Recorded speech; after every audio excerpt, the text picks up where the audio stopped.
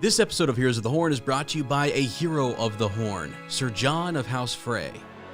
Children of the Dragon, that name had caused trouble, no less for not being true. But how many citizens now believe that Ashane Nigh had once served the dragon, and no other Aes Sedai?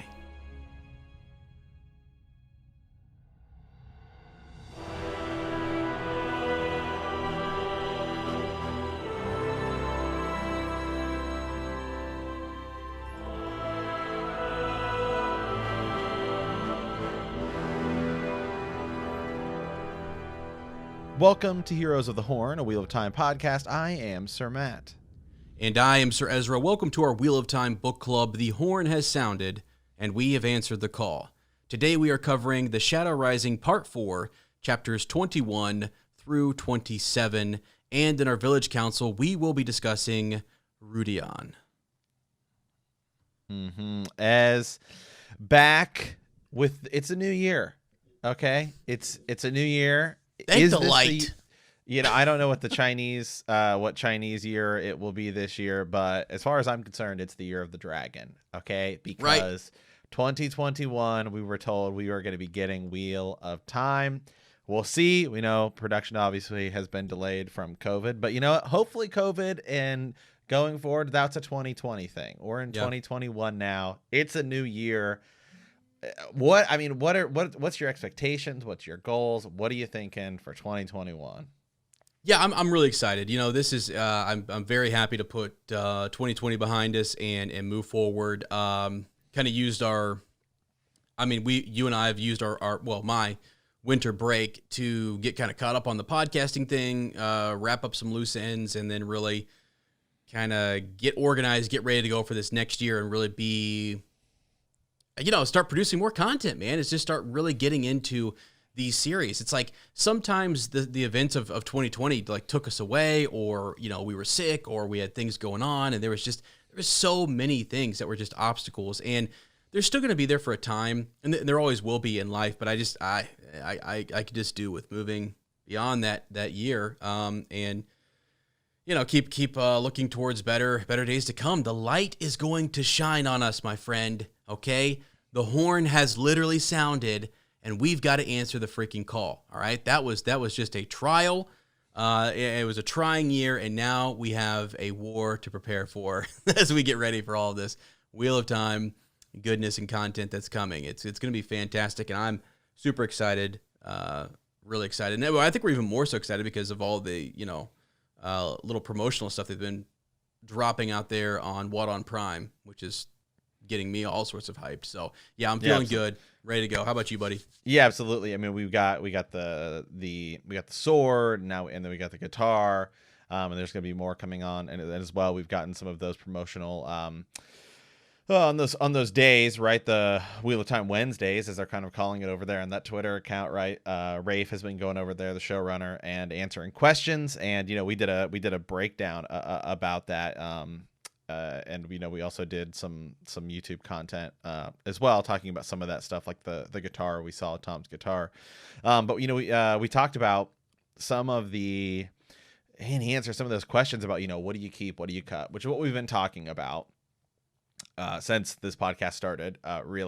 Since what do you keep, what do you cut, and man, one of the things you and I were saying is maybe Elaine. Right. So who knows? Yeah.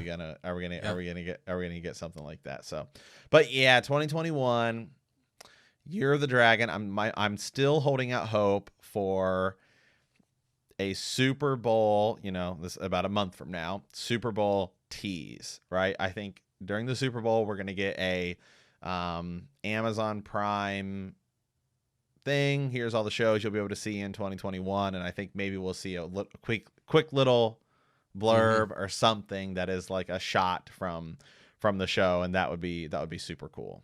Yeah, well, I think you want to use every opportunity that you have, so I'm guessing that they're going to do that, and I look forward to a teaser trailer, anything. I mean, like I said, we got hyped over 26 seconds, and what possibly was Tom Maryland, and a little nod towards our Gleeman. So yeah, I think you're probably right, and so we'll look forward to that, and in the meantime, we'll just kind of keep plowing ahead. I told Matt, I said, we're gonna, by the time this show starts, we're gonna be through this year in 2021, so we're in Shadow Rising, book 4, so maybe 5, 6, and 7, you think we would get through or something like that? I mean, like we could get through. We'll be halfway through. Yeah, which I think is really cool because we started this right before 2020, just in late 2019, and I think we've taken a pretty good approach to it. I like our format. We're not going chapter by chapter. We want to experience the series. We want to add some commentary on it, gather Matt's reactions, and kind of do some, just expand the experience a little bit. I love that idea of just expanding the experience. And then when the show comes out, we'll be expanding that even more. So it's going to be so much fun. There's so much to look forward to. And I also hope, by the way, that Jordan Con comes back strong and that con just continues to grow and grow and grow and becomes a bigger thing, which would be fantastic. Because I know you and I now go to like Star Wars Celebration and it's freaking massive, If a con like that came up and it like emerged and just kept getting bigger, and I've already heard the stories that it's a lot of fun. We did the virtual this year. I had tickets and I was ready to go, and then pandemic hit, so we get to watch the virtual version of that where Rafe came in and kind of confirmed how many episodes are going to be in the first 2 seasons, and that was pretty cool. But yeah, I'm excited for all of that, man. I love it. There's gonna be good artwork. There's gonna be good. I mean, the merchandise, all of it. It's gonna be just great. Yeah, no, I'm down as well. Hopefully this year there will be conventions. Maybe towards the end of the year, right? Some of the vaccine comes out and stuff like that, and so maybe late 2021 there will be conventions we can go to. So hope so. Yeah. Okay. Well, and actually, just before we move into our village council here, we kind of did the YouTube video on it, but the reaction to Tom Maryland's, what do you call it, a guitar, right? Is that what it is? It's a guitar. I've seen some people be actually quite upset that it's actually a guitar, because in the book it's not a guitar, but they said they know what they're doing. Okay, I mean, they know what they're doing. Yeah, they do, and I think it's great. And again, that was the whole thing. The whole Q&A that Rafe provided afterwards, as you said earlier, was to kind of say, hey, we're going to have to make some changes. We're going to have to adapt some stuff. And you're right. He did kind of confirm that Elaine is probably not going to be in it this season. And, he asked he kind of posed a really good question. And I want anyone who's a veteran reader or is maybe a little bit upset with some of these adaptations to think about, he listed off the let's say there's 10 locations or whatever, and you have a budget in which you can only do 4. Which 4 do you pick? And then from that, it's like, okay, now you have to build your story inside of those set locations. So start to think about it like that, and then you start to understand why a lot of this is going to have to be different. And I thought that was good for fans to understand that and see that and get where he's coming from. So the creators of this are putting so much work into it. And that's, I love that, we're getting to kind of see their passion. Oh my God, the Yellow Aja comment about the sister, right? The naming Chesmol, right, as one of the. I was like, oh my God, there was a couple F-bombs dropped in that conversation, just because they're so passionate about every name that's given to a character, who they are, what the designing of the sword and the dagger for Egwene and everything. They're putting a lot of time and effort into it, and I appreciate seeing that. I like seeing that. Yeah, it makes me feel good. I liked what he said too about they're saying, he's like, obviously, it's just impossible to be able to cover every character that's going to be in this. It's just impossible to cover every character. So I like what they said, where basically there's going to be named extras, right? And so it's just going to be a cool kind of tie-in to some of these smaller characters. One that you and I have talked about that we've already covered would be somebody like Huron, right? Like maybe Huron is a character who we don't see. We're not saying we're not going to, or that he's not unnecessary. Or anything like that, but we're just trying to think of characters who could potentially be cut, and that's one that we kind of came up with. So maybe you do see somebody because I do think we'll have to say, I think you have to say Inktar. I think you'll see him. Yeah. And so maybe you have Huron is there with him or something, but they don't specifically say this is Huron and here's his story and he does a bunch of stuff or whatever. Maybe it's just a band of them and then they're named. Yeah, and one of the things too is if this individual has a lot of speaking and acting roles that they're going to be a pretty big deal, you don't want to. This was interesting as far as Tom Maryland's character and bringing in a really good actor. You're not going to bring him in for 1 to 2 episodes. You're not going to get a high quality actor to come and buy into that and say, I'm only there for one episode, but then don't worry, season 2 and 3 and 4, you're going to be in this thing for a long time. Like no, we need to write this in a way that's going to, where we're going to see a lot more of Tom. And so I thought that was interesting. That's why they had to say, like, look, we're not going to cast Elaine for a one little scene where we're in Camelin. We're going to hold on for a second, and we might be able to, because you want to attract really good talent for this. So that was cool. I thought that was really, because people have to like want to be in these things. They can't just go out and say, hey, we want this person, that person. Like those actors get to kind of decide what they want to be involved in. And you got to think about it from their perspective too. If it's just I'm coming in for this one thing, it might be a wash. It might not work out. I don't know anything about Wheel of Time. So they've got to, on their end, Amazon and the showrunners got to sell this to really good actors and say, I want you, or let's get a lot of people to audition for this role. So they do have to change that a little bit. We want the best. Right. We want the best in there. Yeah. So. Yeah, absolutely. So yeah, we'll see. I think that's really the most telling stuff is what he is saying in response to some of these questions. And one of the things you and I talked about is, does Tom die, in season 1? And I think we were both kind of saying, no, I don't think he does. So yeah. Or they're going to, I have no idea how they're going to pull that off. I think he could get injured. Yeah. But I don't even think I don't even think we're going to lose him. They could even, right. That's true. That could be the case as well. And it could even be something like a part of how they structure season 1. At the end of it, you could move some of his sacrifice, just move it to the end. Maybe he sacrifices himself. Maybe he's with Moiraine and all of them at the Eye of the World, and he does something to help take down a Murdraw or Forsaken or distract them or something to help Moiraine and Rand move further away. And we're like, what the hell happened to Tom? And so then, we have to speculate for a year while season 2 comes out. They could do something like that for sure. People are going to be a little bit wound up about it, but that's okay. I think I just will always remind people that, like, we've talked about this for so long, and I know all these other content creators and fans have talked about Wheel of Time. Could it ever? Is it possible? And I used to say no. I used to say, no way. There's no way they're going to be able to do a movie. I never even really thought TV show. And then when TV show comes along, I'm thinking, I don't know how many seasons, 14 seasons of a TV, and then I'm like, no. You got to think differently. And it took someone like Rafe saying, I can think outside the box. I love this stuff. And I know how we can kind of weave this together. And tough decisions are going to be made. You have to think about it as I really like the question he answered where he's saying, look, we're going to have to attack this TV show. How do I tell, it's like at the end of the day, if I tell you part of the story here and another part of it here, and I kind of move some things around, at the end of it, did you get the gist of the series? Yeah. Yes. Because it was told to us in one way doesn't mean that that's the only way to tell it. Right. Exactly. Where you introduce characters, where you weave them in and out, etc. You're 100% right. You still get the full story. You still get that experience. Maybe not in the exact sequence of events that we were used to it originally, but that's okay. That's all right. And we saw how successful it was in Game of Thrones. They did the same sort of thing. They had to move some pieces around, and it worked out just fine. Mm-hmm. So, excluding season 8. Well, yeah. Just kidding. But they had to make up. They had to make that story up. It was different. It was different than here, where it's just telling a story that's already been told. Yeah, absolutely. Okay. Well, hey.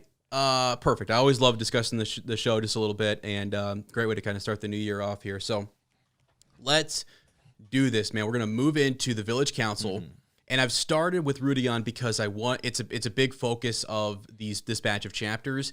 And actually, you're going to see when we get into this, we're going to spend a significant portion talking about Rudion. So this is kind of just an intro, a setup to where we are and really what it is.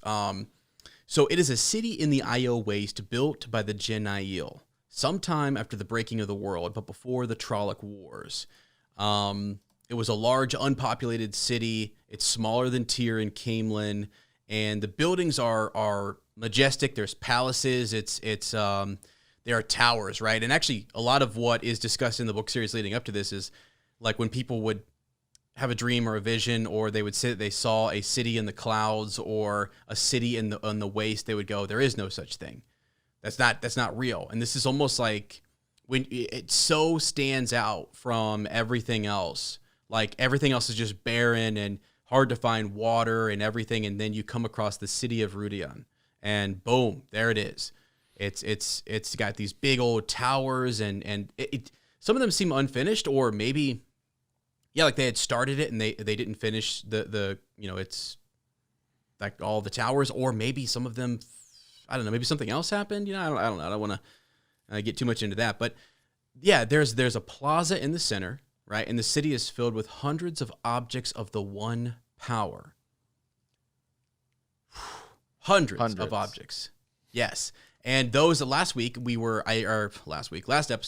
we were talking about Saw-Ungrial, Tir-Ungrial, and these objects of power, things that were created by the power that either helped you channel more of it, that amplified the volume in which a channeler could draw upon the one power, or a Tir-Ungrial, which would be something that anyone could use. You could just touch, you could enter, you could use it. It had like a purpose. There's something that you could do with it. You could move objects. You could do something special with it. And that was a Tir-Ungrial that you didn't have to be a channeler to use, but it was created by the one power, which gave it extra kind of abilities and things. So those are the objects of power that you find in this city.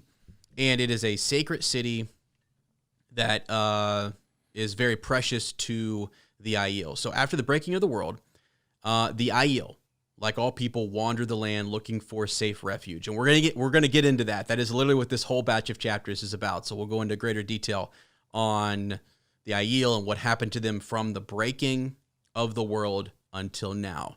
We will go through 8 visions. I think it's 8. Yeah, 8 visions that Rand has while in this city about these people and what happened to them. But yeah, they eventually come to what is known as the Threefold Land.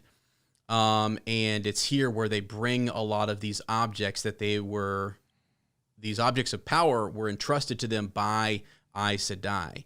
And so then they bring them here to this city, and this is where they're going to keep them. They're going to keep them sacred. So, yeah. And we'll go into what happened to all of them and why how the city is used now is that if you're a Aiel clan chief, you will go visit the city, and you will go through the Tir-Ungrial. You will go through these crystal kind of archways, and it's almost like a crystal forest in which you will experience visions about the past, it's almost like a true telling. It's like a memory of the Aiel. It causes you to go back in time. You step forward through it, and you're carried back in time. And the more you walk through it, when you get to the end, if you get all the way through, which some people don't make it, some people die because they can't handle what they are experiencing in this city.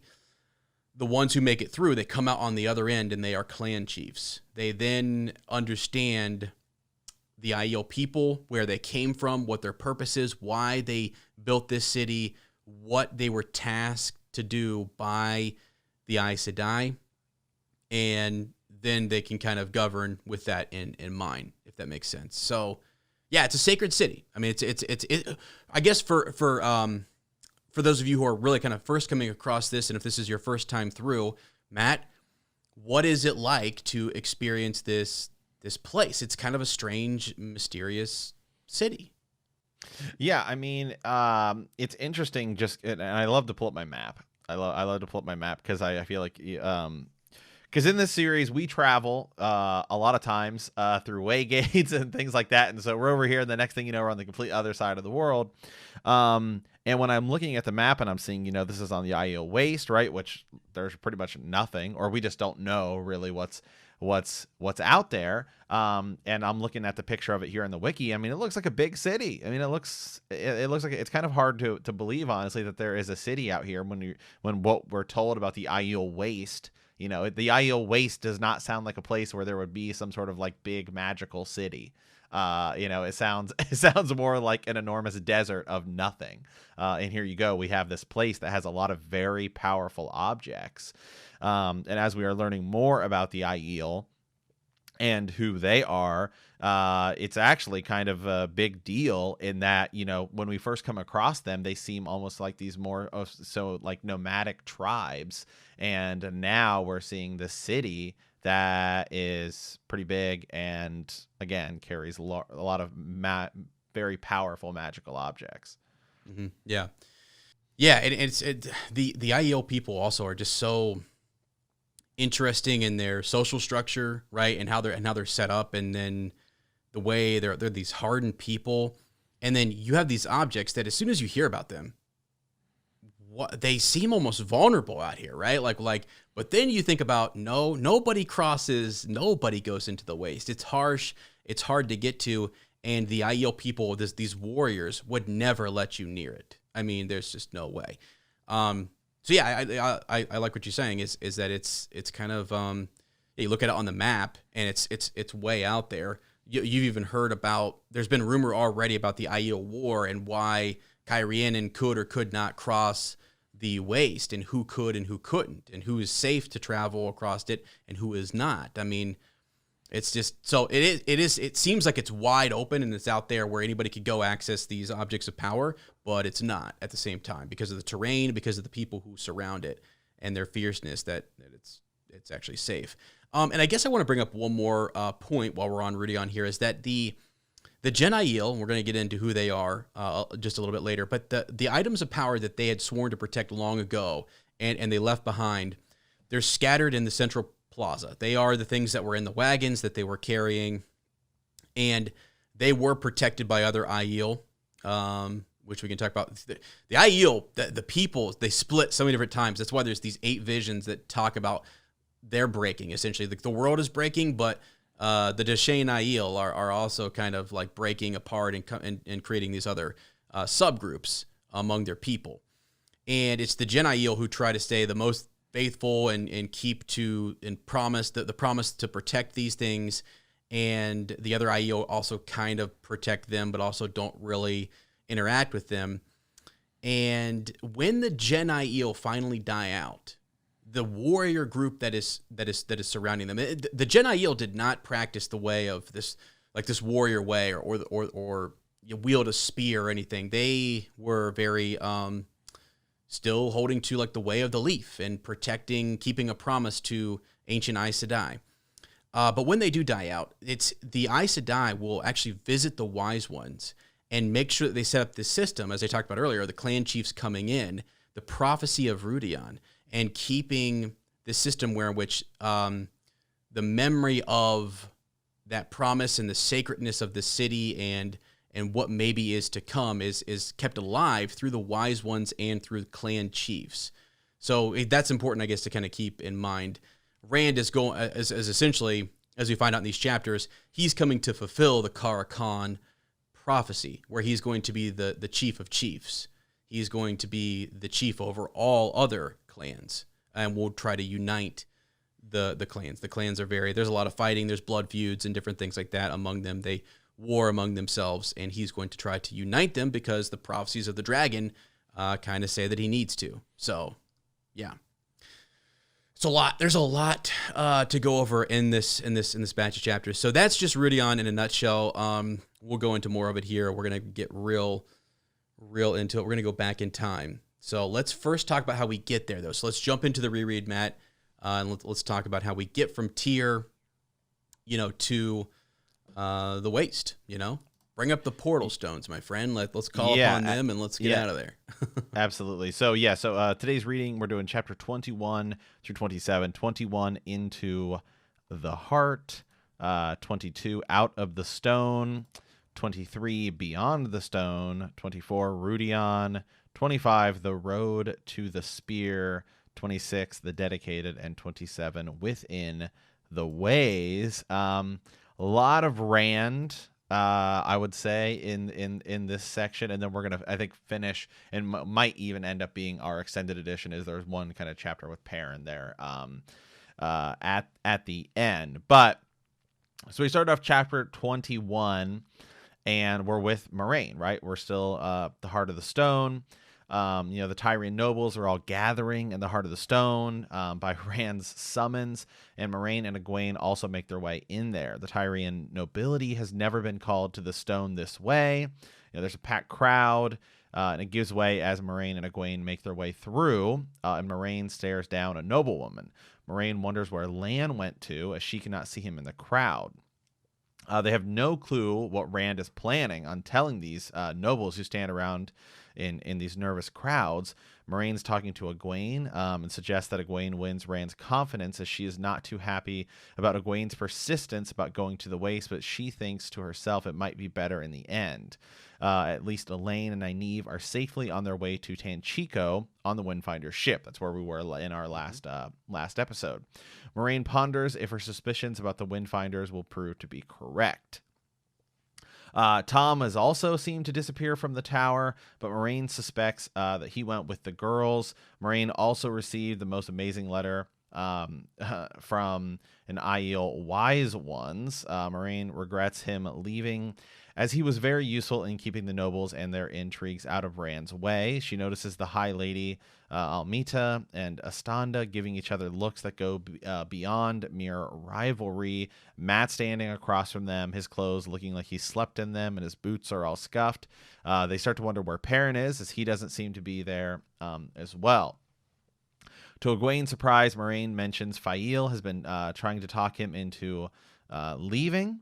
Rand appears. This is when Rand comes out, and at the moment, 100-veiled Aiel in his wake. Rand tells the gathering about the treaty with Mayene and orders the Tyrene army to march to Cairhien, not to go to war with them, but to try and help them restore law and order.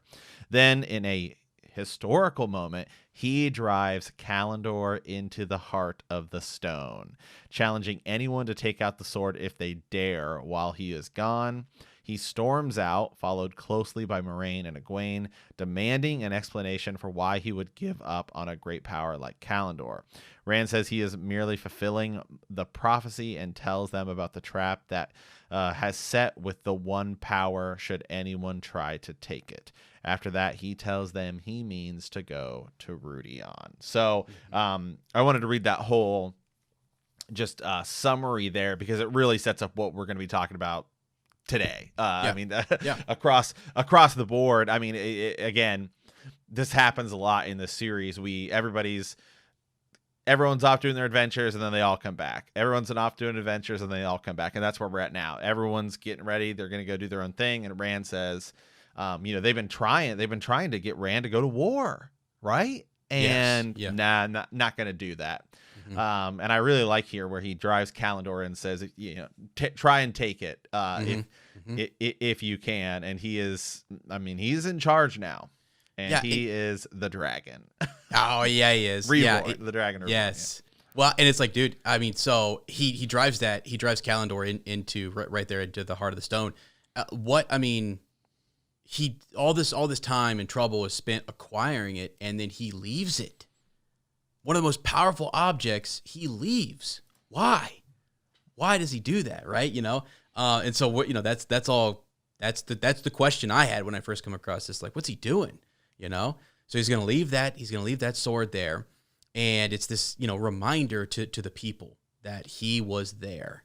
And it is there, and it is in a position that it was not before. They can see it. They know. They'll remember that he is going to return for it one day. There's actually a really interesting kind of a nod. Robert Jordan is a fan of Tolkien's work. When you remember the part in Lord of the Rings where it's in the Two Towers and Gandalf is going in to see King Theoden, and Wormtongue is there, and he's got him under his spell, and he says, the part where the wizard comes in with his staff, he's like, I told you to take his staff from him, right? Well, right before that in the books, Aragorn leaves his sword, and he basically says, try it. The king leaves his sword outside. And like almost what Rand says, like, any man who takes this is a dead man. You're dead. And that's kind of what Rand is doing here. So it's definitely different, but at the same time, it made me think of that, and I was like, wow, that's pretty cool. So yeah, now Out of the Stone, right? Out of the Stone is our next chapter. And essentially we go to find some portal stones. So in summary here, Rand has learned that there is a portal stone in the Aiel Waste. He learned about this from a peddler who brought back manuscripts, and he found some of this. He did a lot of reading while he was at the stone. He had learned more about the prophecies. He realized that he had to educate himself, to rely solely on Moraine. What if Moraine dies? What if Moraine doesn't make it? What if Moraine is trying to use him? So you would imagine he's thinking, I need to know more about this myself because I'm in this fight. They're after me. I'm the Dragon Reborn. There are things that I have to do. So he uses Tom. He uses the other text that he finds, and he tries to learn more about the prophecies. And along the way, he finds out, about this portal stone. And so he takes them out to portal stone that is near Tyr and gives Matt the opportunity to leave. But we know from previous chapters that Matt has been through the redstone door and he needs to go to Rudion as well. So he's kind of like complaining along the way. Then he's like, you know what? Yeah. I'm sure, Rand, I'll go with you. Like almost like casually, like he's fine with rolling with this, but really he knows he needs to go there because he was told that earlier. So, yeah. Okay. So yeah, they're gonna travel through the portal stone, which is crazy. He had to draw a lot of power. And I think I could be wrong. Yes. Rand gets everyone close around him and gets ready to channel through the portal stone with the help of an Angreal he found in the Great Hold. A little fat man holding a sword across his knees. So he finds this Angreal in the Great Hold and he uses it to channel more of the power. He's already a very powerful channeler, but now he has an Angreal, which is going to magnify that. And that's great. I mean, he's left Kalendor behind, so could have used that, but he left it back there. So now he's got this little fat man holding a sword across his knees. So yeah, he draws in the power, and then through that Angreal, and suddenly the world blinks out of existence, and boom, we are into the next chapter. So yeah, it's cool. I mean, it's cool. We're back to the portal stones again, and traveling through them, he's looking at the symbols and he's starting to, understand them a bit more. And he gets them, I think, doesn't he use Matt? I think he uses Matt to kind of help him decide which one to go with, which was cool. And his luck and chance and, Right. let the dice roll and flip a coin. Well, it is. And it's cool because Matt kind of gets into it with him, but Matt, it's where he says, hey, let's, and then you and I talked about this. Is it Rand's channeling or is it Matt's luck, right? That causes Matt, when can we go in to not let him in? Because remember the coin, they flip the coin and it lands on its end. Right. Is that Matt's luck? Is that Rand being a Taviran? What is it that causes that? Yeah, it's almost like you've got two things kind of pushing. It's almost like magnets or whatever, right? What keeps that coin on its side when, Matt wants luck or chance or whatever to help him make his decision or whatever. And then Rand kind of says, you know what, but I can also kind of be the counter to that. And if I want it to go my way, I can hold that coin up on its end a little bit. Yeah, that was an interesting, kind of thought experiment to think through. What's going on with their various powers and whether or not Matt. Well, because they say if Matt were to go in, he could die. That he could, he could die. So that was like one thing I kind of thought when I came into that. I was like, is it, again, is it which is it? Is it Rand's power? Is it Matt's power? Because it lands on end and then it falls over to where Matt loses, and then Matt accuses Rand of channeling there. Which he probably did, right? He doesn't specifically say I use the power to do this. Matt accuses him, said, I don't like that when you use the power around me. But so I wonder, was it Rand who caused it to land on end, or was it Matt's luck? Yeah, because they don't specifically say. Yeah. Yep. Yeah. Yep, and we'll get there. Yeah, that's coming up right here. So as we come into a place known as Cheandar, where this is where the portal stone has taken them, and they are going to the Wise Ones. And remember Avienda, right? She was going to go with Elaine and Nynaeve, and Moraine has the letter or the note, right, from the Wise Ones that says she needs to return. So they go back to Cheandar, and the wise ones are there, and many other Aiel are there as well. They're assembled just outside of Rudion. And Ruark is our clan chief who we are with. He shows up, he's protected immediately because there are other clans around, and you start to get a real sense that these Aiel fight among one another, and that you're not, you have to be careful because of old blood feuds and things like that. And so you're like, okay. And then you also learn that the wise ones cannot be touched, regardless of where they came from, clan, whatever, none of that stuff. They're a wise one, and that puts them, they kind of almost are like overseers over all of the Aiel people, and all of them are revered. Also, anyone entering Rudion can't be attacked as well. So that's a sacred thing as well, where you're sending in a man, someone in to become a clan chief.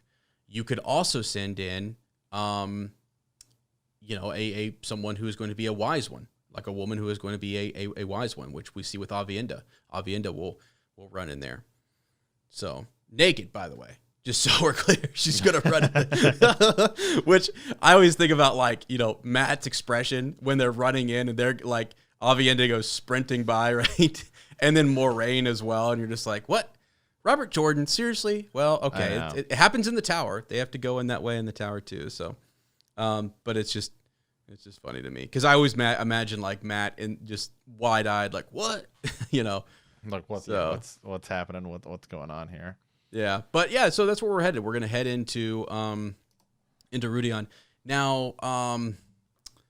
And I don't want to blitz through too much of this too quickly, but Moraine and Egwene are then taken into the Wise Ones first. So before we get to all of that, right, they're taken in. You meet Bear, you meet Amis, and we learn more about these Wise Ones. And to me, at first, when I came across them, Matt, they're kind of like Aes Sedai, except for they can't all channel. They definitely know a lot about the world of dreams. They're wise ones. They're counselors.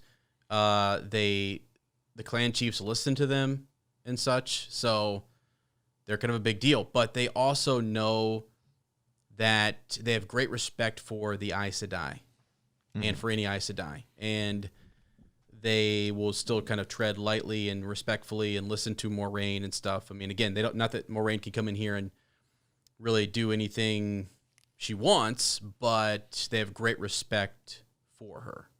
So, yeah, well, the Aiel's kind of like that too, in that, it's almost like it's a different part of the world, but they know some of the same things. They just go about it a different way, right? Because they talk about looking for the one, he who will bring the dawn, right, as opposed to the Dragon Reborn. But it sounds an awful lot like the Dragon Reborn. So it seems like they too, they just use it differently. They go about things differently. It's their own way. They have a different understanding of a lot of these things. And so I think that's also why, they also they understand the power of dreaming, right? And sort of like and dream walking, which the Aes Sedai obviously know about as well. And so that's something that they talk about as well. These wise ones will talk to them about. Yeah.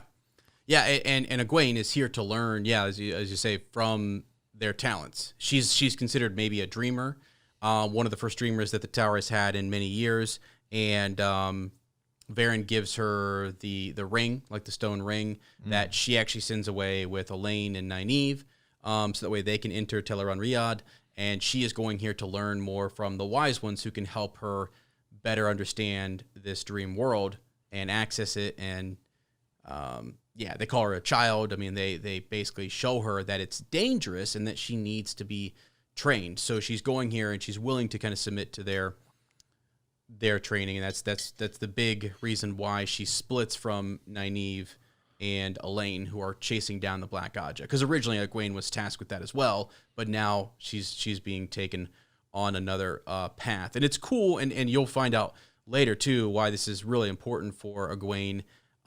It's continued training. She learns a lot while she's here with these wise ones, which is cool. Okay. And it's cool. It's cool too also, right? as she starts learning the dream walk, which we've heard, that's kind of been it's talked about a little bit, the dreamer and the dream world and stuff like that, and that seems like something we're beginning to explore more and more, and that will be Egwene's thing going forward. It's cool. Again, she's not just your average Aes Sedai. Because the whole dream walking thing is something that we heard has not been seen for a long time. So it's cool to see. Again, Perrin has he's a Ta'veren, and he also kind of has his wolf thing. Rand is a Ta'veren, but is also the Dragon Reborn, so he's got tons of powers. Mat is a Ta'veren, but also kind of has the luck thing, or is that just part of being a Ta'veren? So it's, again, so they're all kind of getting their own powers outside of just like being an Aes Sedai or whatever, or channeler. Mm-hmm. Yeah. Yep, for sure. One thing I forgot to mention, so I think this is probably important, before we move right into Rudion, is Jiato, the principles of Jiato, and what that means. So we'll bring it up now, and it's going to be elaborated on as we move forward, but it's this honor code. And Amis tries to explain it. We're a little confused by it at first, but she is attempting to explain that code to us.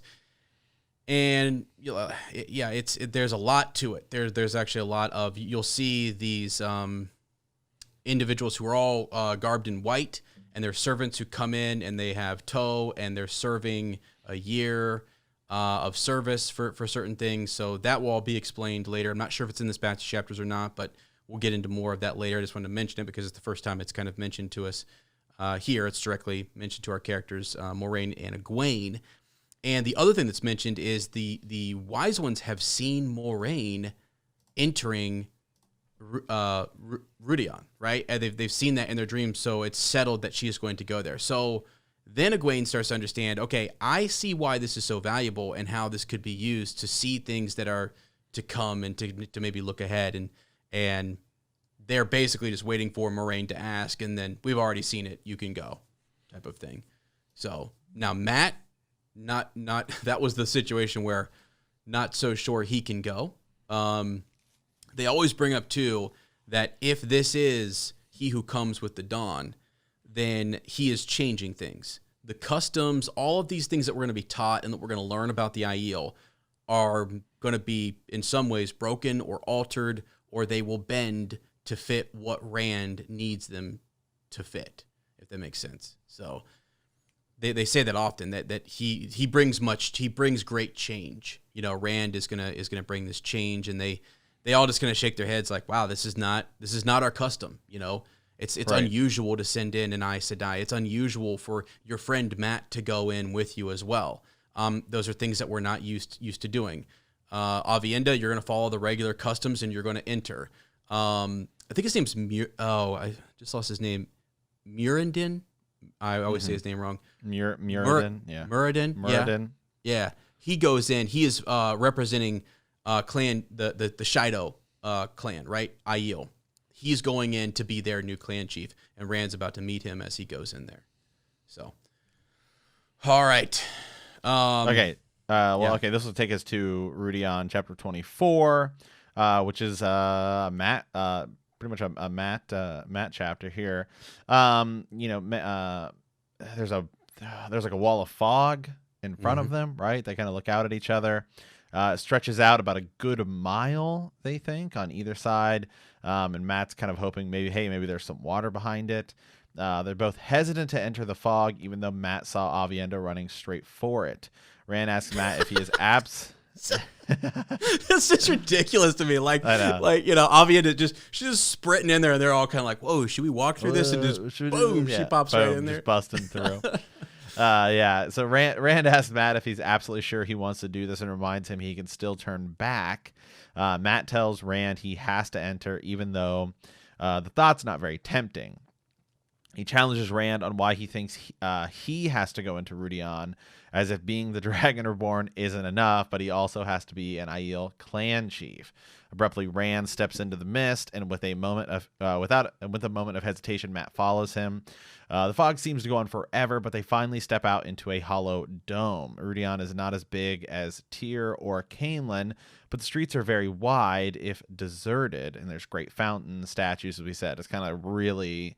wow, it looks like, this is a really well done city, really big city. For in the Aiel Waste. It appears unfurnished for all its splendor. There's no water in any of the fountains, and the fountains make Rand think though, and suddenly realizes while looking at the city, it must have had access to water at some point. Rand channels water up through the ground from an ancient lake that he can detect with the power. Rand mentions that the Wise One told him to go to the heart, and he assumes that means the center. They drink their fill and move on to the center of the city. After they walked for about a mile, the street suddenly ended in a great plaza.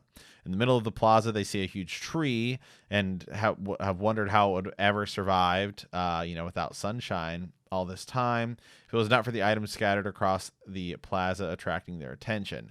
Mat thinks some of these objects might be Tarmon Gai'don. Rand stops briefly at two statues of a man and a woman holding a crystal sphere, but quickly walks on towards the columns and the tree in the middle of the plaza.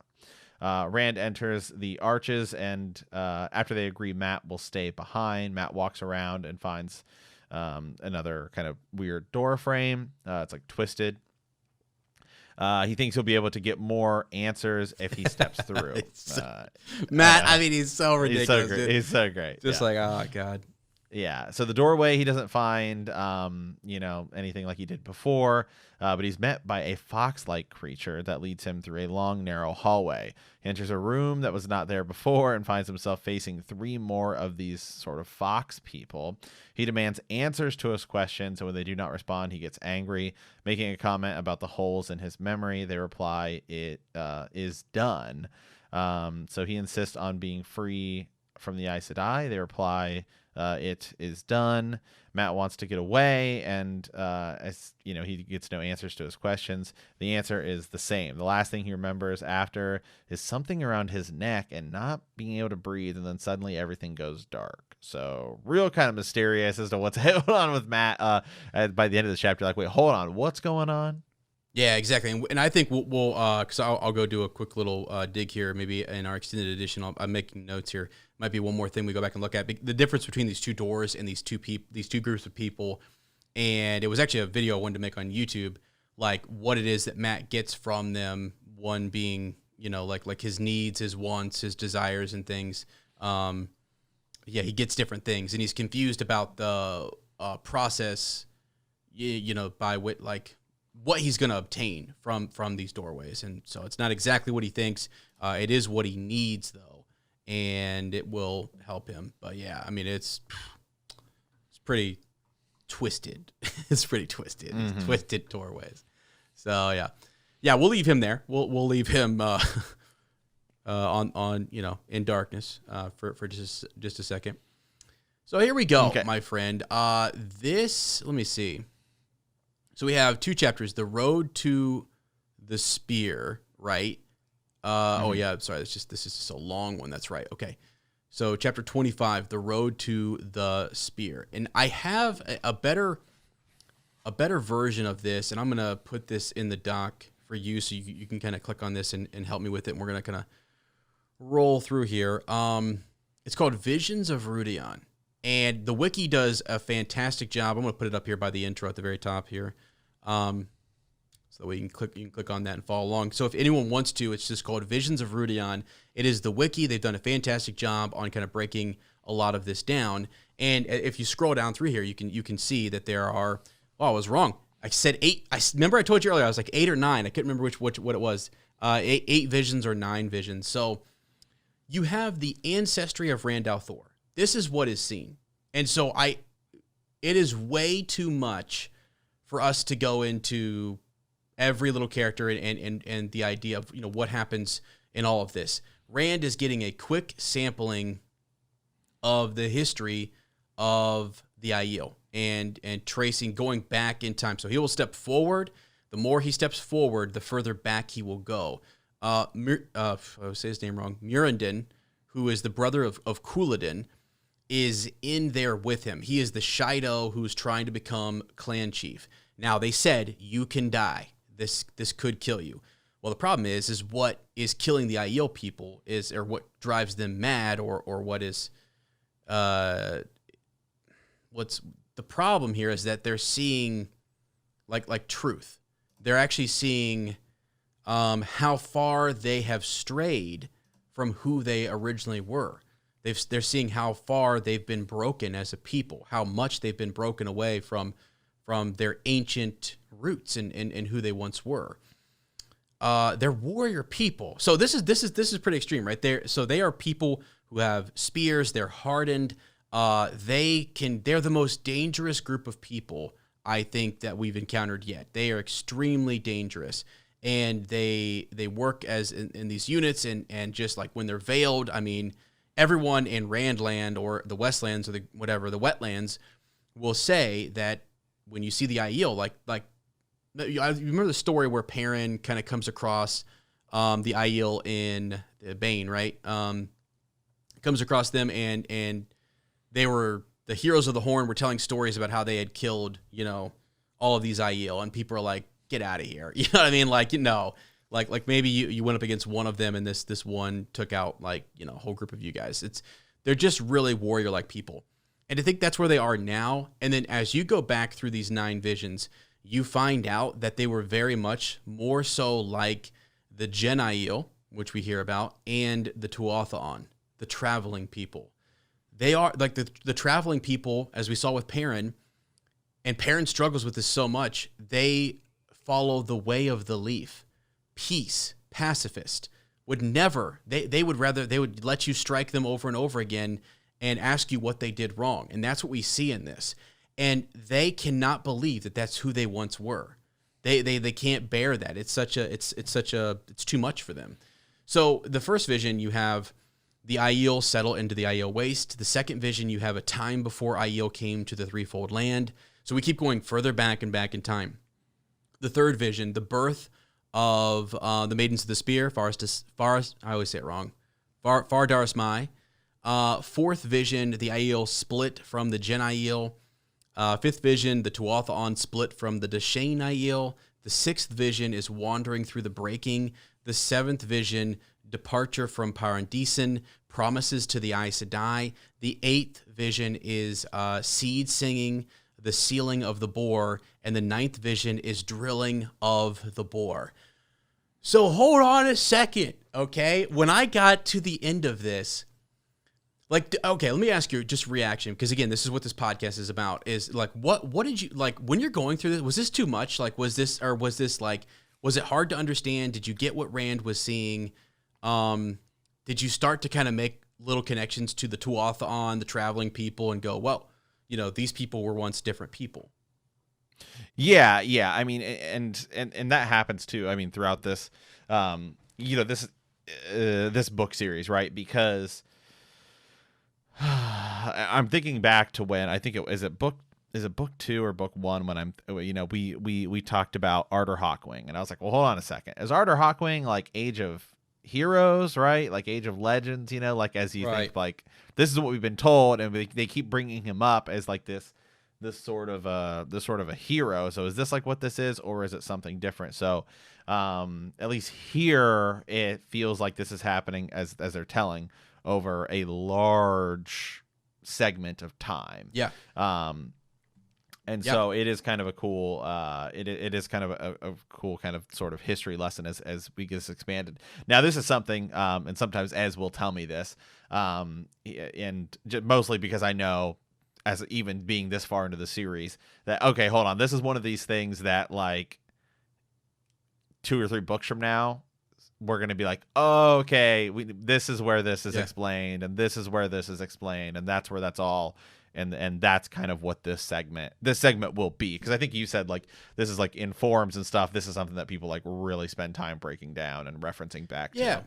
It's actually just, yeah, and what it is it's really cool. We've wondered about the histories, and as you said, we hear about the Aiel War, the Trolloc War. We hear about things with Arthur Hawkwing. We've heard about Lews Therin from the prologue. We've heard about the breaking of the world. We've heard about these things, but not in order, not in from now moving back. And what this is from current time moving back to the breaking of the world. I mean, well, actually, all the way back to bore, like boring into the world. And boring into a source of some kind. We've heard, and I always forget. I always get really nervous when I do all this because I'm always like, don't say something that's spoiler. So I gotta watch myself here. But because I'm 2 books ahead right now, and I'm like, oh shoot. So there is. I think it's cooler, and people might not like this, but like for me, it was easier when I had read this whole thing. I said, now wait a second. He went back in time. All of these people are connected. He starts off with a great-great-grandson or something, right? And then he moves back through this family, and you see how they are torn and how they're split and what happens. So you start off with like what looks like Aiel people, and I get why Robert Jordan does that. I mean, first it's just this is Wheel of Time. We're going to go back in time and explain. 3,000 years is what's covered here. 3,000 years. So you start off with what looks like Aiel. You get that, and the further you go back, they look more like the individuals who are serving in their tents, Giato, right, and who have like the whole, I forget what they're called. My God, I can't remember their servants' names. But they are, but yeah, they're serving this penance or whatever, right? And they're servants, but they can't lift a weapon. They're all garbed in white, and so those individuals look a lot like what they used to be. The Tuatha'an also represents some of that. The Aiel, who they kind of shunned a little bit, but also protected like they were children. All of that is a part of their history. So I go back to the beginning. I'm just gonna go back to the beginning because to me it's wild. All right, I go to the 9th vision, which is the end of this chapter, and we're actually gonna work forward in time, which might tick some people off, but I really, for me, this made a lot more sense. You start off in Rand is Charn. He is a Dashane Aiel, a servant of Lanfear. Lanfear was not always called Lanfear. Mirren Sedai is who she was. And Charn is a Dashane Aiel, a servant to this Aes Sedai. What I read at the top of the show, right, is basically something that the people will have to deal with. They're called, the Dashane Aiel are called Children of the Dragon. And they're worried that people will think that they only served the dragon, that they served, like, as time goes on, you served the dragon, but people forget who Lews Therin was beforehand. So this is someone, Charn, who served Lanfear when she was a, good regular person. Yeah, right. I mean, regular. Like, she wasn't anyone, she was excited about what they were boring into. They were boring into a power, a source that both men and women could use. Men and women channelers could use. And she's excited about that. He had actually just maybe left her service, and he was upset that he wasn't there for her. As he looks back and he sees this is a significant day, he looks back and sees some epic thing happening, right? He sees, let's see, he's walking away. Let's see, suddenly the ground rippled under his feet, in the air too, in spreading waves. He looked up and he sees these tiny, a tiny chip of white leaving, and he remembers how Mirren explained that today was the day when they would try to tap into this newly discovered source. So he sees this thing happening. He's worried about it. He's running back. People are screaming. There's blackening of the sky, swallowing of the sun. Something happens. This drilling into the drilling of the bore goes wrong. It goes bad. There at the end, there are tears, quote, tears rolling down his face as he ran. And he is one of these servants to Lanfear. So what happens there? We're only looking through the eyes of Rand's ancestors. And so then you move into, move forward a little bit. Now he is someone named Kuman. Kuman is a 16-year-old who's been chosen for singing, and Kuman is the great-grandson of Charn, who we just saw was a a servant of Lanfear. And what you realize from Charn is he says that to Cumin. He would talk about how he once served Lanfear. And Cumin says, there's no way, right? There's like, you served Lanfear? Like, he didn't believe it. And anyway, so it's been some time since they bore in there. They talk about these, he talks about Charn as someone who said, during Charn's time, there was no war. There were no soldiers. There was no killing that went down. It was a time of peace. He can't believe that. Cumin, the great-grandson of Charn, who is also a servant, can't believe that this time existed. He can't imagine that the war had been old when he was born. So when he was born, it was old. Charn claimed that he had served one of the Forsaken ones, Lanfear, but Cumin thinks Charn makes up stories. He's old. He's really old. People don't like when Charn says Lanfear had not always been evil. That was who he served. So Charn, his great-grandfather, he served this great Aes Sedai, who did great wonders and was powerful and was revered among their people, and he's proud of that. But then she eventually becomes evil. And then he thinks, so this is back to Charn, thinking gratefully of Lews Therin, the leader of the great leader, the dragon. And that's right now at this point in time in the 8th vision, he's thinking about the dragon. And you get into some of the Ogier singing, and Nim, Shemesta is there, and they're singing and they're helping things grow. They're being protected by soldiers and guards, and you can tell that it is a time of war and that things are going on. What is happening at this point in time? There's news that there's been a strike, that there are companions. My friend, there are companions with Lews Therin, and they have gone to Sheol, and they are fighting back, okay? And the rumor is that they have sealed the bore, and most of the Forsaken on the other side. And there's like great rejoicing. People are happy. People can't believe it. Lews Therin, the dragon, has won. He has won. And you can see how long these individuals live, because Charn was his great-grandfather who served Lanfear. And this, I don't know how far the time jump is here, but the war had gone on for some time after they get into the bore. So that's interesting about the lifespan of these individuals maybe was a little bit longer than what we're used to currently. So you see the celebrating, they're celebrating all of this, right? And then what happens is Cumin will be traveling with his great-grandfather, Charn, who is taken and killed. He's killed because he was serving Lanfear. And then he basically says, we'll find the rest of you, who were serving the Forsaken. You, Dashain Aiel, you servants, I don't care who you served them and they went bad, and we'll kill you for that. And he's sitting here going, no, wait, what? And so at this point in time, Cumin is okay, Matt. Why is Cumin okay? Because the dragon, the leader of the Aes Sedai, has won a great battle. If you serve the dragon, you're good, right? You're good. For now, because the dragon is about to go mad. He's about to go mad. And so the longer this goes on, so let's keep going back here. Let's get into the 7th vision, which is now we're in Paradisen. And Jonai is the son of Cumin. He's 63 years old. He's in the prime of his life, not old enough yet for gray hairs. He's hurrying down the empty streets of Paradisen. He's passing the dead chora trees, shattered buildings. The ground is still rumbling beneath his feet. Now, hold on a second, Matt. I thought we sealed everything at the bore. I thought the dragon had sealed everything off and everything was good. Why is the ground shaking? Why are all these things happening, right? He's wearing his Khadan Sor, his work clothes. He enters what is known as the Hall of Servants. The entrance is not guarded anymore. People are running around carrying papers and boxes. There's anxious eyes. There is straight panic going on in the Hall of Servants.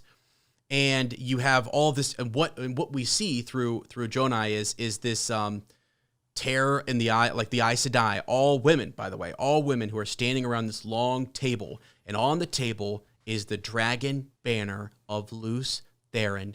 And now the title that's thrown in there next to Lews Therin is Kinslayer. And there's also a crystal sword on top. So we go all the way back now, and we see what we found in Eye of the World. The dragon banner is there. Now we see they had it, and they hid it, and they call upon the green man, Nim, to help them hide it. You see the beginnings of that conversation here. And so, and he is just like, I think he's just blown away by this, right? And this is where you get like he and the Nim, or he's talking to him, he calls him a child of the dragon, and that's where he kind of worries, like, oh shoot, don't call me a child of the dragon. The dragon was Lews Therin.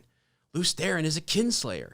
Like his great-great-great-grandfather was killed for being a servant of Lanfear. He's going to be killed because he was a servant of Lews Therin. Yeah. And it's like, oh my gosh. So it's just so much happening here, and it's so intense. The Aes Sedai why are they hustling? Why are they moving so quickly? There are two individuals named Jarek and Haindar who are showing up to Paradisen. And they are men, they are male channelers, they are Aes Sedai, strong in the power, and they are on their way to the city. And if they get there, there will be a fight, and people will be destroyed. This is the breaking of the world. These male channelers are going mad, and they are channeling, and they are causing great chaos. So these female channelers are deciding, what do we do? And this is where the rest of this kind of takes off, in that they are trusting Jonai and his family, his people, the Deshane Aiel, to take with them sacred objects, right? Objects of power, to go on this quest to protect these things, and they take them to Rudion, right? And really what the whole point of this is that you learn that these people are once servants who followed the way of the leaf, who were peacekeepers. They were servants to the Aes Sedai. They had a promise to keep to them, to keep these objects safe. And along the way, only one group really keeps, the Jin Aiel really do keep to those promises. They're attacked. The rest of these visions are them falling under attack. They're on their way out of the city. They're wandering through the breaking. They wander for years. Jonai is wandering. He's the son of Kuman, as I said. Then you will follow his other sons, and you see like those sons lose their wives, their children. They're attacked. They're beaten. Some of their stuff is taken. And along the way, people say, we've got to fight back. We should leave. We need to go seek shelter. The Tuatha'an group will split, and they will start to follow the way of the leaf. And then they say, but wait, we had a promise to the Aes Sedai to take these objects to a place of safety. And they leave. And then you have the other faction, which is like you eventually have Aiel, who, when many of their people were taken, they then, and part of these visions is that they will go back and they'll try to take their women and children back, and to do so they have to kill. And once it's been found out that you've killed, you're not welcome back. You have abandoned the way of the leaf. You've lost. You are lost. You're out. You're out, and you've picked up a sword, and they killed with a sword, and or whatever. And so then it's a whole. It's just crazy, man. But you get to the understanding that the Aiel that we see now have strayed so far away from the Deshane Aiel, who were servants to the Aes Sedai, these individuals who were, the Hall of Servants, and Aes Sedai were servants, right? To serve them was a great honor, and these were the greatest in the land who did all these great deeds. And so it's almost like they've lost their way. They themselves are lost. They're a lost people, and they've given into the way of the warrior. So, and it's Instead just like of the way of the leaf. Yeah, and that breaks them. So to learn that, the clan chiefs realized the people cannot know this. They would break. This would break the people. So that's kind of what that is all about. But to me, it's just so crazy to go back and see they just touch on the boar. And what were these Aes Sedai trying to do? What happened that would cause Lanfear to become evil? And then what would cause these men to go mad and to cause this breaking? I just picture that sometimes, them being around the table with the dragon banner, the crystal sword, with the green man, the Nim, and saying, we need your help. We need to call upon you one more time to help us, and you need to protect these items. They had individuals dreaming about things. Prophecies were being dreamed about. Information was coming to the Aes Sedai in that moment, and they had to make these decisions to literally save the world. They saw it. This is going to sound crazy, but it reminds me of like Doctor Strange seeing one way, like them having a vision and foresight to say there is a way that this can be fixed, but that's desperate, and we have to. The Deshane are going to have to help us. You had all these different things that have to take place. Send this person here. Send them over here. We need to get ready. Mail channelers are coming in. They're going to destroy this. If they get a hold of Kalendor, what could they do with Kalendor? Send it away. Dude, it's so intense, and that's why I wanted to. Do they know at that time that the wheel is going to keep spurting out patterns and all of these things, and so they say maybe at one point someday all of this will work, and then that's. Or do you think it's more out of desperation at that exact moment? So I forget whose wife, if it's Jonai's wife or Kuman's wife, who is a dreamer, and they have dreamed that there will come a time when things will heal and be better, and they speak from a place of great sorrow. Like they dream and they see into the future, and they can tell, just like the wise ones now are able to dream. And kind of see that Moraine should go into Rudian. They can see things that are coming. Egwene has kind of done that as well, too.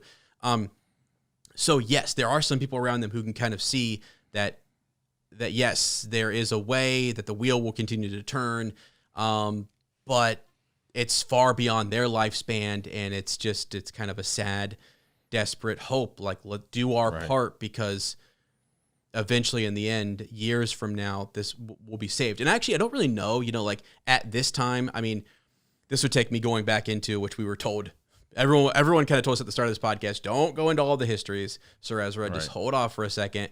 They thought that was too much spoilers. So that's why I'm excited to be at this point, because we do go back to the Age of Legends. But your question is, what did they know at that time? And I think there is more of that's going to come, and things that we're going to help answer that question. But yeah, I think they do. I mean, I would imagine that they knew far more in that age than our Aes Sedai do now.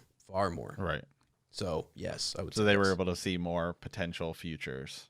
Yeah, and even just understanding more about this wheel of time and just the way that the world works, and I guess maybe they didn't see potential futures in which the darkness won. Yeah, I don't know. Because don't you think they would think that that's a possibility? Well, and so here's the thing: they're split on that, right? So the Forsaken don't see. That's where they differ. The Forsaken believe that it's more. There's more potential that the dark will win. Yes, than the light. And actually, yeah, and I hope that's not going too far, but I think it's enough right there to kind of say that, yeah, that's why you would join the Forsaken. Yeah, that's why you would join up, is you don't see any way in which you could stand against the Dark One, and so you go over, or it's this lust for power, or whatever it might be. But yeah, there is a specific situation in which one Forsaken will kind of make that case. There's no fighting it. Okay. There's no fighting it. Like there's no. I guess the only thing I think about it is like how many ages have passed since that, in which neither the light has, whether it's the light winning and that the darkness just doesn't take over, or it's a scenario in which they're both held at bay and neither side is really winning. And so is it like a push in that, since I guess you think about it, like how many ages have passed in which the darkness has not won, and I guess theoretically the light has not flat out defeated the darkness like completely, so they're just kind of pushing, or is it more so that, well, the darkness just hasn't been able to take over and the light has just held? Because it definitely doesn't feel the other way around. Maybe it doesn't feel like the darkness is just holding the light at bay. It feels the other way, like the light is holding the dark, as opposed to the light being able to, you know what I mean? Yeah, I get what you're saying. So, and actually, like what's important, and I don't actually know all the answers to this. So anybody who does, send us a pigeon, leave me a comment, because I have wondered about this one thing a lot, and I've done some research. I have an idea, and I think I know, but I could be very. It's too off spoiler. Here. We don't want to. Yeah. Well, no, but like it's the boring into a source that they sensed beyond the wheel, but beyond this world. that was just outside of it. They bore into that. That is a change, I believe, in anything that had happened prior. So I think you start from the moment, like that's a new significant moment in time.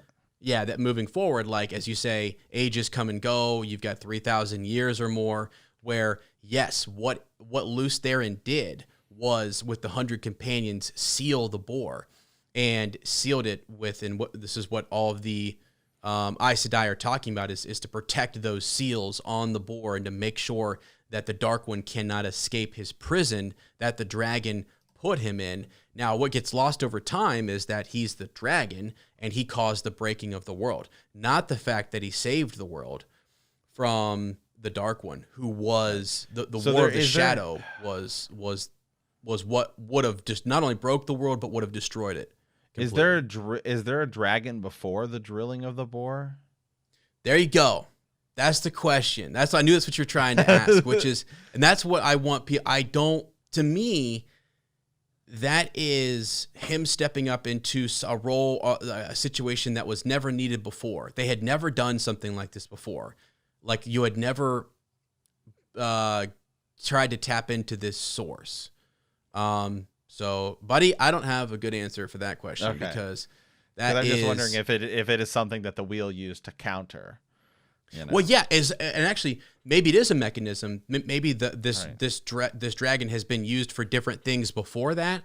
And what I'm kind of saying is that whatever this was that emerges here, because it's not that there wasn't evil in the world beforehand. And actually, what be careful here. What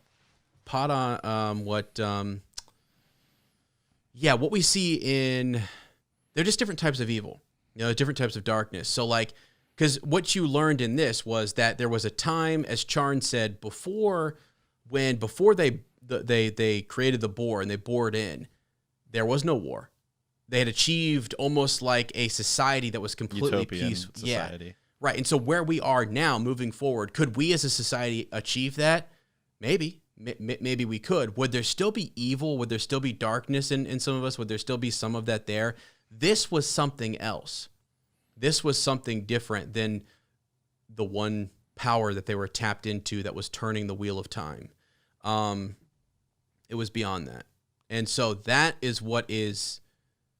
sort of your inciting incident to the whole story. Something new comes along that's different. But before that, I mean, again, they talk about during the Age of Legends that what Perrin and what Min, their abilities are far, that it's beyond, they don't even know.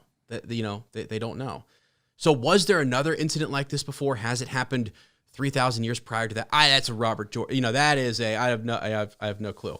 And maybe it's said somewhere and I've missed it. I'd love for someone to enlighten me.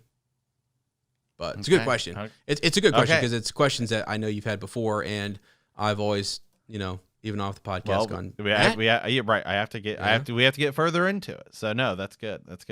All right. Well, hey, we have one more chapter. Well, no, that is it, right? That is chapter 26. Sorry. So we do have one more chapter, which is chapter 27, which is the Perrin chapter, but I think we're gonna cover that in extended edition. All we really need to say, because I said we would do like a quick kind of summary on it, just for folks who aren't checking out those extended editions, which are on Patreon, by the way, where we kind of take the discussion a little bit further. And I guarantee you, every time we do these, I go and Matt asks such good questions, and I have to think about things. And by the way, not spoil things. Yeah, one, not spoil things, but then also two, like it's a 14-book series, and the other series that we read are so thick. I just want everyone to be a little bit understanding of Sir Ezra. I run a podcast in which I talk about Lord of the Rings. I run a podcast in which I talk about all of the hundreds of Legends books in Star Wars, and I run a podcast in which I talk about A Song of Ice and Fire and all of the histories in that. And I'm entering the Silmarillion with Lane in an unexpected podcast. And so sometimes I do not remember all the things in this series. And For Fun, a Narnia podcast. Which is just kind of like, on the side when you can, but still, I mean, it's knowledge to retain. Yeah, it is. And that's why I do rely on these resources, and I try to go back and reread it and think about it. And I will rely on our listeners to kind of help us out, because I go back and forth on some of my, it's not the reason it's nice to discuss somebody is you make this a memorable experience because I discuss it with Matt. I then listen and I read what you guys say, and when I've talked to like Nicole Whitaker and some of our other patrons, just it's really nice to hear them share their thoughts on what these things are, or help me remember something later on in the series, like, oh yeah, Sir Ezra, don't forget that the reason this happens to Matt is because we need this later on, and that's totally what I need, and it's very helpful. But yeah, so in this though, within the ways, this essentially is chapter 27. Real quickly, Perrin has decided the White Cloaks. It's rumored that the White Cloaks are amassing in the Two Rivers. Emond's Field is under attack, and Rand knows that Perrin, when he feels a pull to go, he will go. He knows that these Taviran that they have roles, that there are things that they need to do, and Perrin feels a need and a desire to return home and to deal with the White Cloaks, who he started this sort of conflict with, and killing some of them in Eye of the World. And he's going to go back, and he's essentially doesn't want Fael to go with him because he's going to turn himself in. Maybe they'll leave the Two Rivers alone if I just turn myself in, and I'll say, take me. If the penalty is death, then death it is. Leave my people, yeah. And Fael is not gonna. She's not having any of that. She just met the love of her life, man. She ain't letting him. No way. I know. She's all in. She's not doing that. But Loyal is the one who is going to have to. He needs Loyal's help to get there quickly. How are you going to get there? You're down in Tyr. How do you get back to Emond's Field? Well, you're going to use the ways, which we know are also kind of tainted. And the Black Wind, Machin Shin, is there, and it will eat you up. So Loyal is not a fan of that, but Fael kind of caught him in this promise where he basically promises her that he will show her, that, and when she asks and whatever. So she kind of puts Loyal in a little bit of a pickle, and so Perrin is forced to follow them through the ways. So Fael is supposed to be left behind, and basically Perrin says, and Perrin wants to leave her behind, and then she figures out a way to stick around and will not let Perrin go off without her, which is very good. So, yeah, and again, we'll be covering that more extensively in our extended edition over on Patreon, as we do have a pigeon today. This is from Heather Reed. Yes. Heather Reed. Yes. And actually, yes. So what I have, it's actually over here on Patreon, a couple of her comments here. Last time we did an extended edition on the Atheon Mier, the Sea Folk, and so she has a couple things in here just about the extended edition. Let me see if I can pull them up here real quick. And then our part 3 discussion, Heather just says, and I appreciate all of her like going in here and commenting. Oh, and yeah, okay, yeah. Actually, by the way, while I'm at this, Heather joined us in a Zoom at one point, and we are going to have in January another Zoom chat. We talked with some of our Bend the Knee patrons, and we're going to have some patrons from Heroes of the Horn and elsewhere kind of join us. It's just nice to kind of get everybody together and talk. Mm-hmm. So. But she says, yes, I would still love to join you guys to talk about the books, which is what I want. I want her to come on and talk full spoiler and kind of move even maybe beyond where Sir Matt is. I've also talked to Nicole Whitaker about doing that and Sir Nick. So that would be really, really cool. So she looks like currently up in her reread at up to Winter's Heart. It's actually even a little bit beyond where I am. And then she says that The Shadow Rising is definitely one of her favorites in the series. And it is massive. This book, I tell you right now, it took me in my read to get through this. I just remember it being a lot. It's a lot to get through. It's very, very, it's a lot. So she also says, hey guys, another great episode referring back to our part 3, The Shadow Rising. As far as the drops that Amazon is doing for the show, I would love to hear a little of the actual soundtrack. I'm a huge music person and would totally geek out over that. I love that Rafe is being so intentional about any changes they make between the show and the books. And I agree with Heather.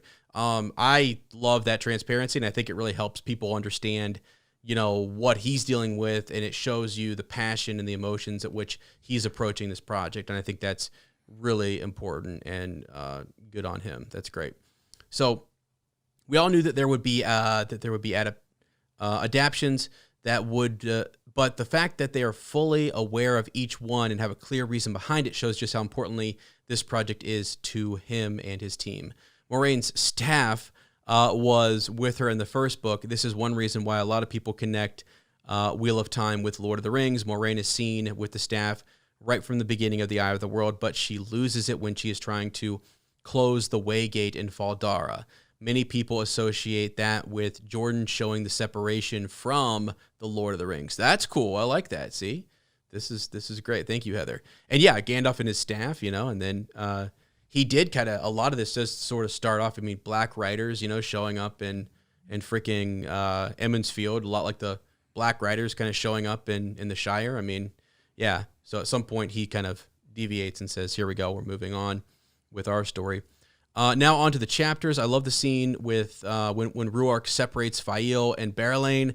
Just shows how much of a badass he is. I also love the scene with Tom and Moraine. These two are both such great players of Deus Damar, and they're showing off to each other here. Yeah. Ooh. Yeah, that's a question. She has a question, which I'm going to save. She has a question for Sir Matt, and I'm going to come back to that so I can give him some context on a question. This is good. I did ask people to give me questions, though, that you want me to ask Sir Matt, just to get his kind of reaction. I think it's a lot of fun to, just because some of these people have read this before, and sometimes I don't always ask Matt, hey, what'd you think about this character, that person? And there's so many. There's a lot. There's so many little events too. Gosh, it's just it's wild. Like one of the things I think back to in that episode that Heather is, and thank you, Lady Heather, really appreciate all of your comments, and there's a few others in there too, but that are kind of spoiler, but I'll leave those I'll just reply to you guys in there. But when Matt's gambling and on the back of his hand he has his cards start to kind of come to life, those bubbles of evil, like that's kind of a crazy thing to experience as a reader, and then how do they pull that off in the show? You know what I mean? It's gonna be wild to kind of see what that all looks like. So, all right, though, that is pretty much it. So thanks to everyone. If you have a chance and you have comments on what we talked about today, and you don't want to leave them on the Patreon thread, it's totally fine just to send me, an email at thehornofvalir@gmail.com. Just label the part, just tell me what episode you're referring to, and I can kind of go back and check that. And even if you're somebody who just joined in and we talked about something, 3-4 months ago or back in the Great Hunt or whatever, we're always happy to kind of reflect and refresh our memory on where we've been and move forward. I mean, a lot of what I do in these episodes is try to help make connections between stuff we're experiencing now and things that we did experience. And since we don't cover everything, and since we sometimes we for the sake of just, being an episode and providing some commentary, some things that we'll encounter that we are touching on, we might not have mentioned on the podcast. So if you see some of that and you want us to kind of make that connection more clear, just send me an email. I would love to bring that up and have Sir Matt and I talk about that. So we're actually looking forward to making more YouTube content, kind of Wheel of Time explain stuff. And we're still if there's a topic you want us to cover, let us know. I mean, seriously, if you go look at our Star Wars channel, I mean, we're just people send in questions. We make a full video on it. So it's like, hey, all right. So feel free. That's true. Absolutely. And I'm excited. I really want to say thank you to everybody who supports us on Patreon and who has gone and subscribed to the YouTube channel, because it does mean a lot to us, and it's encouraging for us to kind of keep doing this project and to keep working on it and having a good time. It just means the world to us, and we're excited to keep this up in 2021 and be with you guys for the show. I mean, our plans are to do live streams after the show drops. If it's something I don't think it's gonna be a binging, a show where you binge. I think it's gonna be something that drops each week. You're gonna get a new episode. So if that happens, we're gonna cover it. We're gonna take your emails. We're gonna talk about them on the show. We're gonna do full episodes dedicated to the show. So if you're here now, that's something to look forward to. If you show up later and you're experiencing the reread and the show's going on, we're glad to have you. Make sure you send us those. We're calling them pigeons. It's just so weird for me to get used to saying that. I keep wanting to say ravens. I know. Ravens are not a good thing in this series, man. They will right. Tear you up. So okay. All right, guys. Well, hey, we want to thank you for answering the call. In our next episode, we will be discussing part 4 of the Shadow Rising. What are we gonna call this on the fly here? We go about, let's say 28 through 34. Yeah, that's fine. Let's go about there. And so if we cut it a little bit short, then just know, this time I didn't look ahead to see where. I always try to find a good stopping point for us, like a little cliffhanger. So about chapter 34. That sounds fine. Yeah, I'll make a note. So, all right, if you like our podcast, don't forget to subscribe, like us, write a review, leave a comment, or send us a message at thehornofvalir@gmail.com. We will see you soon, and remember that the grave is no bar to our call.